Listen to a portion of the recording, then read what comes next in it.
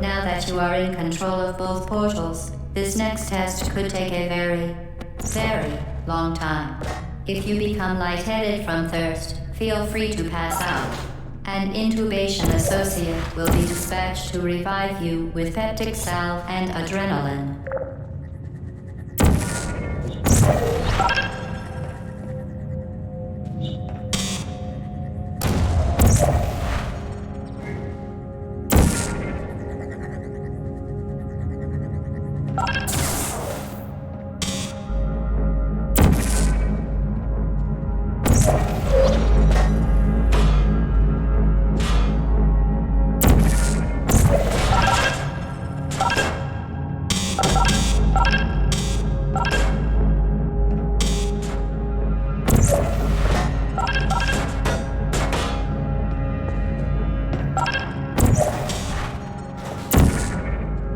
As part of a previously mentioned required test protocol, we can no longer lie to you.